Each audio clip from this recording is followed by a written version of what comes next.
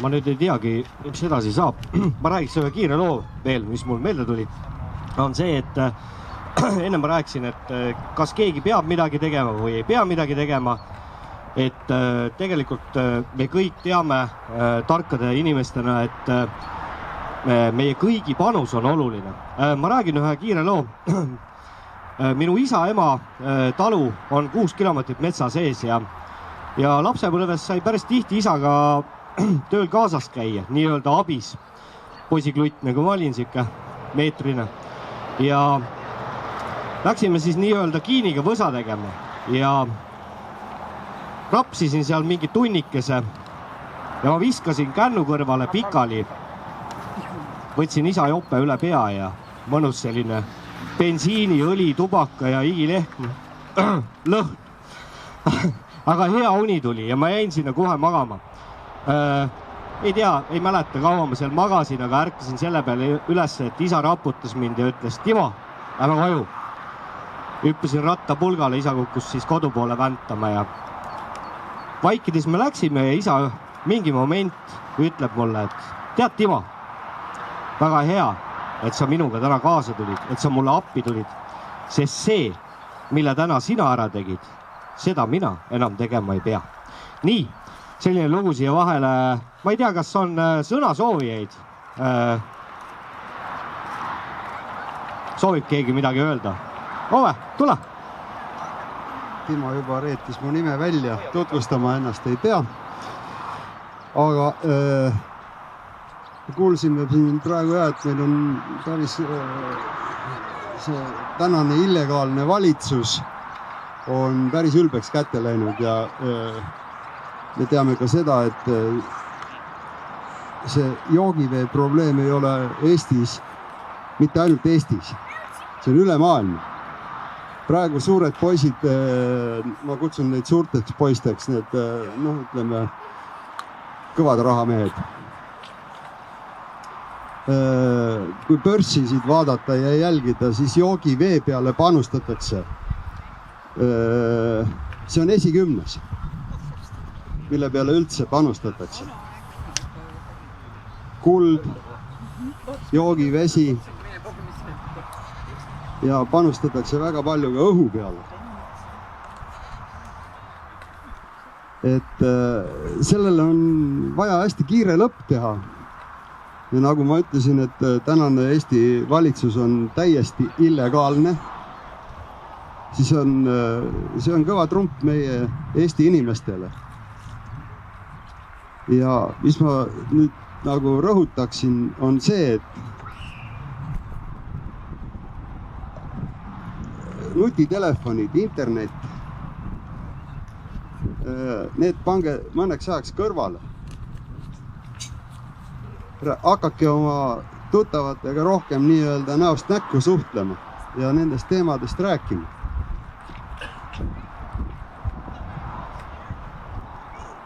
Suures pildis arvan, et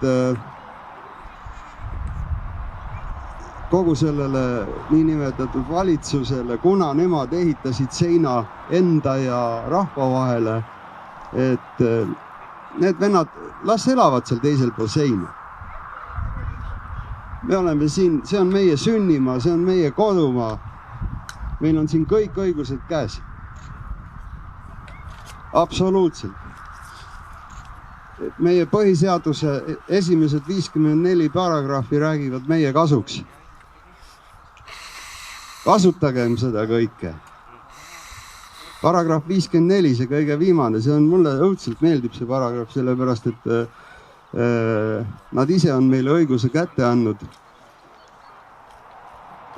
meie endi eest võidelda. See tähendab, et kui te olete kirjutanud 3 kirja valitsusele ja see tähendab, et mingisugust vastust, kasulikku vastust ei tule, siis teil on õigus ilma mingisuguse edasite paberitööd hakata tegema, mille eest tegelema sellega, mille eest ta seisab. Ja see kõik on võimalik. minu pere, me elame siin Eestis väga hästi. Sellepärast, et me oleme pagan. Me oleme Eesti maa usulised. See maa on meie. Ja kes nüüd siis kelle käest peab tegelikult luba küsima, et siin midagi kaevandada või vaadake, mis taevas toimub. Need tuleks kõik alla lasta tegelikult, et öelda. Sõna otseses mõttes. Võib-olla hakkab midagi siis ka reaalselt toimumas. Fosforiit, mitte ainult üksi, kõik meie maavarad kuuluvad meile. See tähendab, et kui keegi kuskil hakkab midagi kaevandama, siis ei tasu ennast tagasi hoida. Kuna nemad sõidavad meist üle, siis miks mitte ei sõida meie neist üle. Täpselt samamoodi.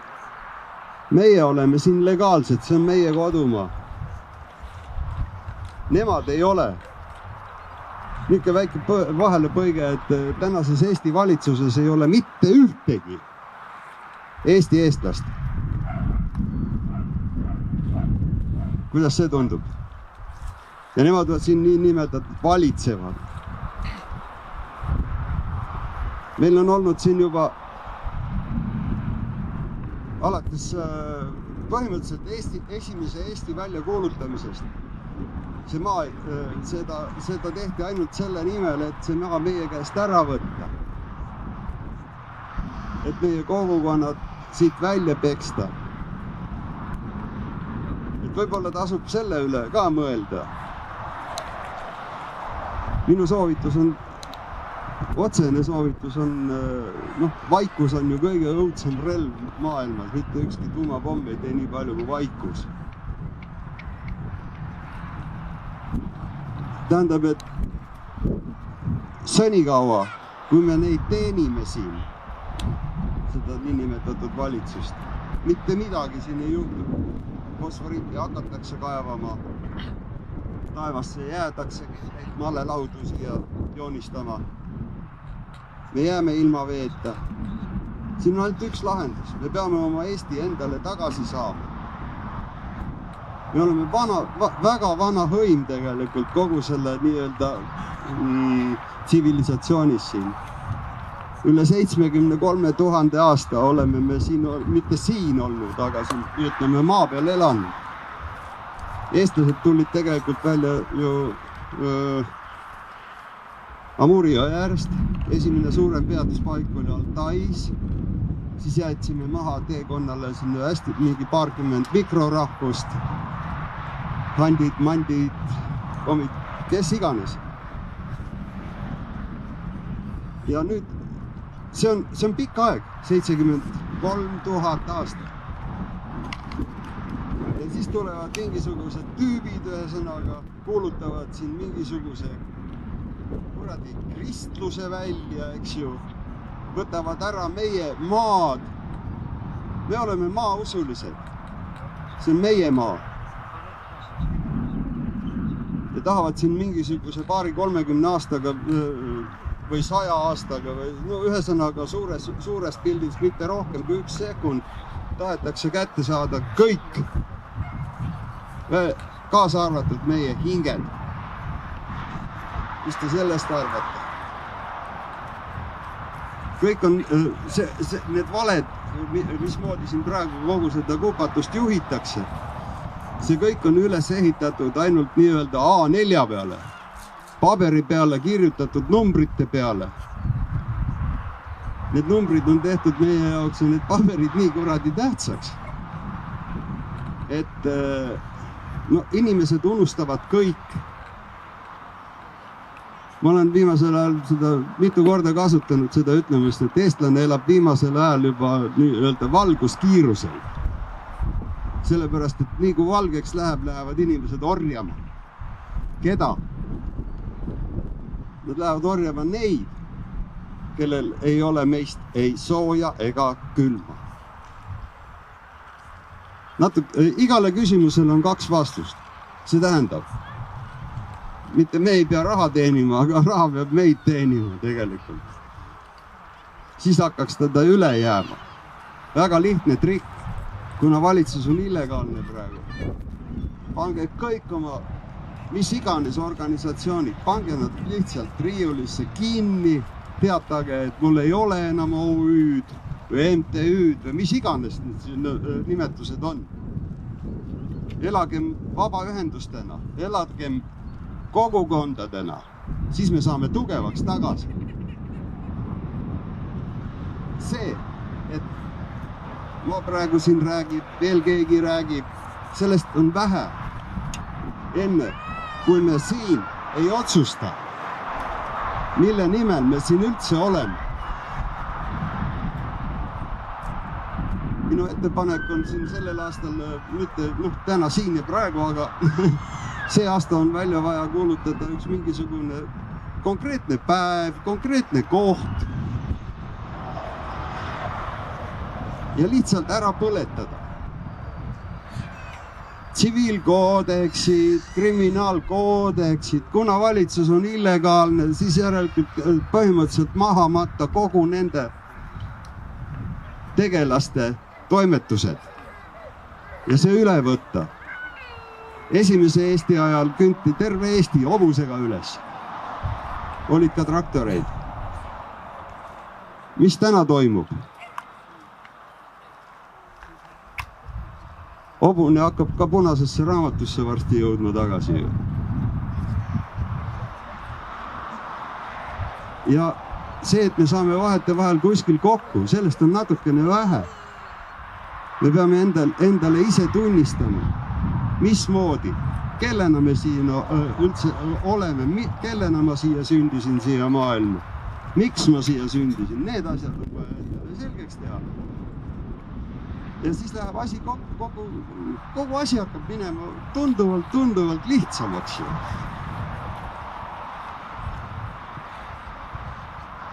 Võtke välja pankadest, Vändra kandis on juba asi põhimõtteliselt hoogu hakanud võtma. Talunikud omavahel ei kasuta raha. Juba päris mitmed. Aga hõbedat. Seda saab Davidist. Ja see ei kuulu mitte mingisuguste maksude all. Me kunagi Ülo Vooglajuga arvutasime välja, et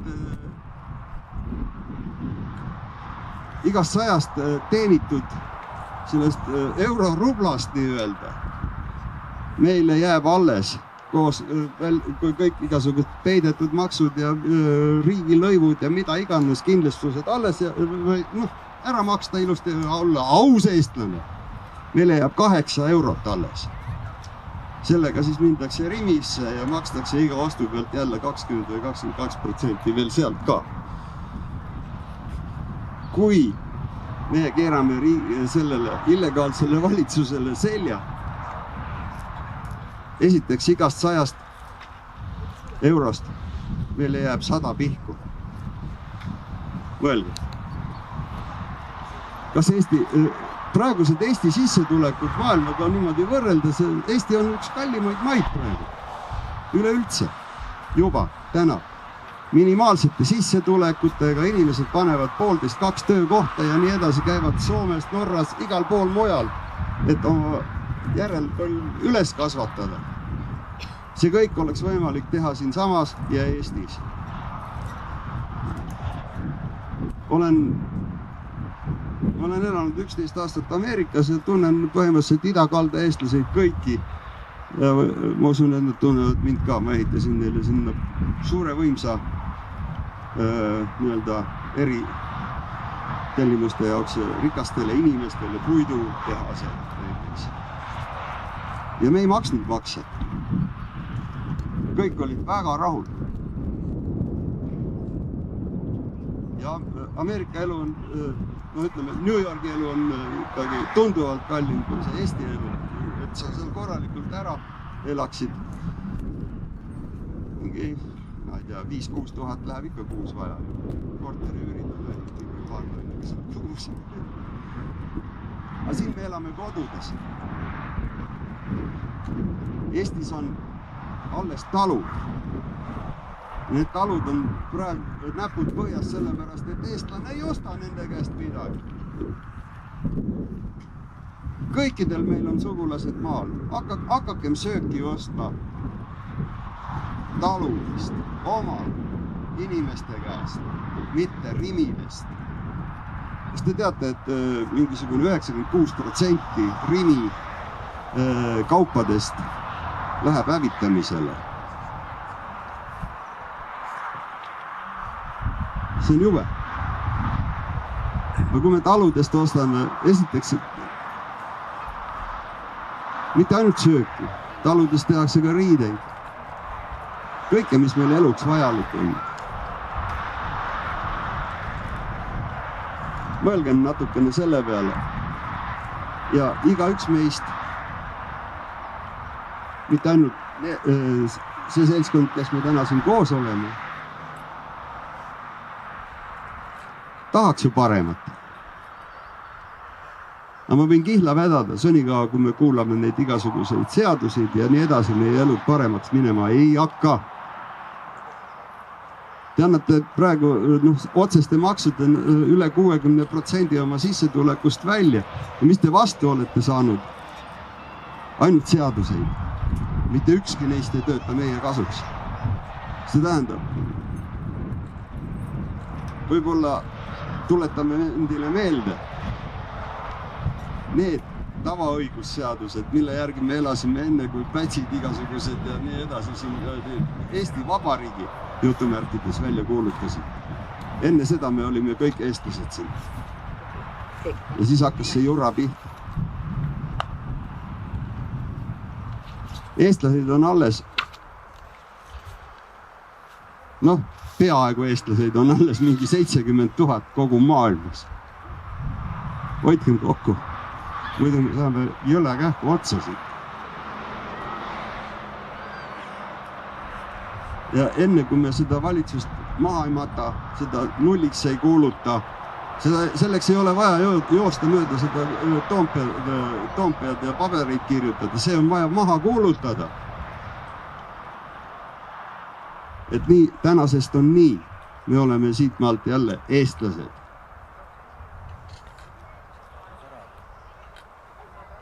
Ja ma olen kindel, et siis läheb kõik paremaks. Nagu siin öeldi varem, et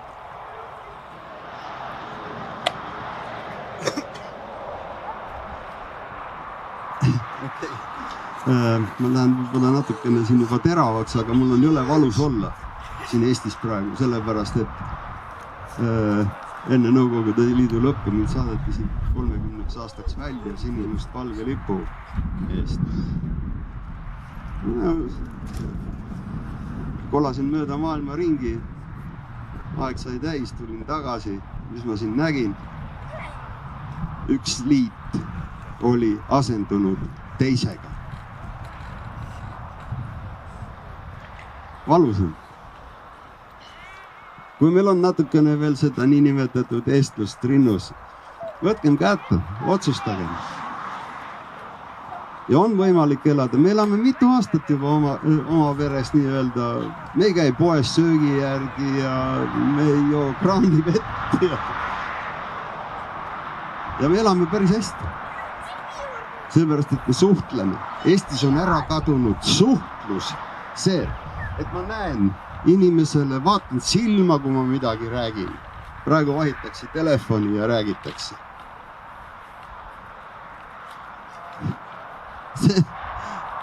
Seniga, kui selline lollus siin käib, siis ei ole mõtet rääkida eestlusest.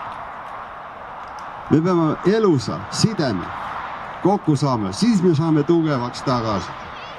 Siis seniga, kui meie hing ei ole üheks saanud, seniga nad jäävadki siia kaevama oma fosforiite, rikkuma meie taevast ja nii edasi. Sellest on vaja rääkida lihtsate sõnadega.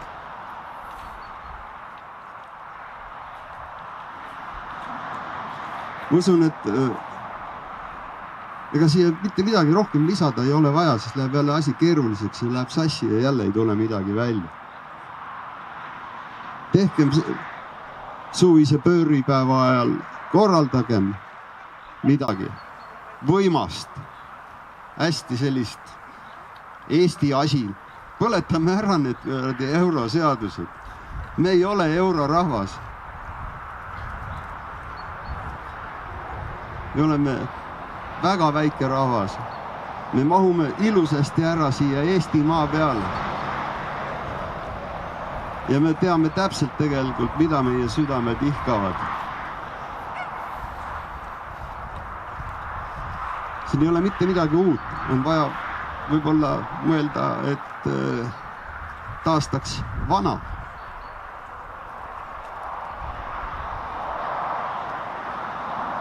Jah. Ma võib-olla siin jätan jutu katki sellepärast, et ega see kõik ei tarvitse ka õige olla, mida ma siin räägin. See on minu arvamus. Aga mis ma täpselt tean, ma tahan oma maad tagasi. Ja see on meie maa. See ei ole nende maa.